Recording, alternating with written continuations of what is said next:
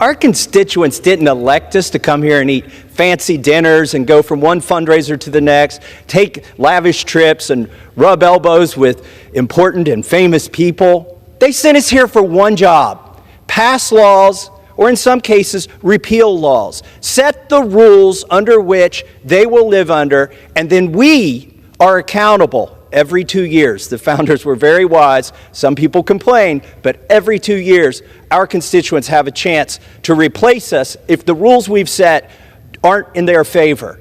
They have no such choice with bureaucrats. Our founders didn't set this system up for bureaucrats to make the laws. Excessive regulation stifles economic growth, hurts small businesses, and raises consumer prices. In fact, much of the inflation that we see in the sectors of food and energy are due to overregulation. It's vital that Congress act to reduce our regulatory burden now, which raises consumer prices, reduces wages, and costs jobs. I think the American people watching this debate are somewhat vexed that the other side of the aisle says we need to give up more power to the executive branch when they sent us here to do something, and they wonder why we're so feckless so often. So they're probably shaking their heads. What are these other people talking about? That somebody else should make the rules that we live under. The REINS Act would require congressional approval for regulations that have a major impact on our economy of more than $100 million, or lead to a raise in consumer prices or adversely affect employment. If the REINS Act becomes law, every major regulation promulgated by the administration will come back to Congress for our approval. These regulations, they're not just regulations, these have the force of law. I have breaking news to share with you this Saturday. Republican lawmakers in the House of Representatives have just unveiled a brand new package that includes broad tax cuts. But Democrats are showing opposition to this bill that would enact major changes. The Biden administration has also confirmed that they are looking into approving new relief programs for low-income households. My dear friends, please make sure that you watch until the end of this video to hear about all of the details. Please do stay tuned because I'll be announcing the winners of yesterday's Walmart gift card giveaways. So friends, Republicans in the House of Representatives just unveiled a series of new tax breaks aimed at businesses and families, while proposing to reverse some of President Biden's legislative victories.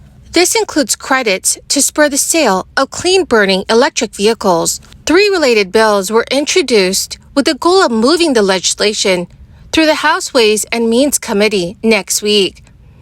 That is when the Joint Committee on Taxation is also expected to release its analysis of the package. White House spokesperson Karine Jean-Pierre criticized GOP lawmakers for these proposals. She said, Republican priority is not reducing the deficit or out-competing the world. Their priority is giving handouts to rich, special interests, and corporations at the expense of everyone else. Democrats are already focusing on whether the tax legislation could add to the ballooning federal debt.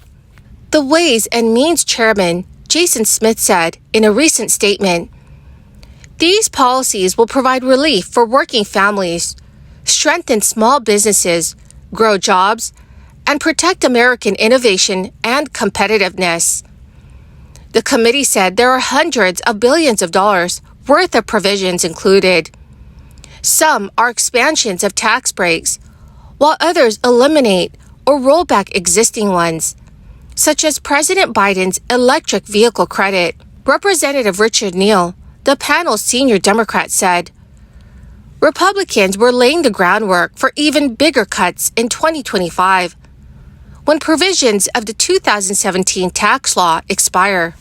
According to Representative Neal, the new measure introduced would usher in retroactive corporate tax cuts and next to nothing for the most vulnerable Americans. Republicans who control the House introduced a proposal days after Biden signed into law legislation. Republicans sought to begin addressing the rapidly growing debt with about $1.3 trillion in spending cuts. The law was coupled with an urgently needed increase in U.S. borrowing authority by suspending the debt limit through January 1st, 2025. Under the proposed legislation, married couples filing jointly will receive a $4,000 deduction bonus for 2 years that the committee said would help up to 107 million U.S. families who take the standard deduction. Also, the legislation would significantly increase the way businesses could claim depreciation deductions, raising the threshold to a permanent $2.5 million from the current $1 million that was contained in the Republicans' broad 2017 tax cut package. Democrats on the Ways and Means panel are expected to offer amendments to the bill, including a permanent expansion of an expanded portion of the child tax credit that lifted nearly 4 million children out of poverty in just 1 year during the crisis. But Republicans have opposed this measure. Any bill that emerges from the House would likely face opposition in the Democratic-controlled Senate. President Biden's proposed budget for fiscal 2024 does include a host of proposals aimed at helping millions of U.S. families. That includes one key proposal, the reinstatement of the enhanced child tax credit that temporarily gave qualifying parents up to $3,600 per child for 2021. It was through the American Rescue Plan. Biden's plan calls for raising the current maximum child credit from $2,000 per child to $3,600 per child under age 6, or to $3,000 per child ages 6 and up. The budget also calls for permanently making the child tax credit fully refundable, which means people would still be eligible even if their tax liability was less than the credit amount. Biden has recently told reporters that the enhanced child tax credit helped to cut poverty in half to the lowest level in all of American history.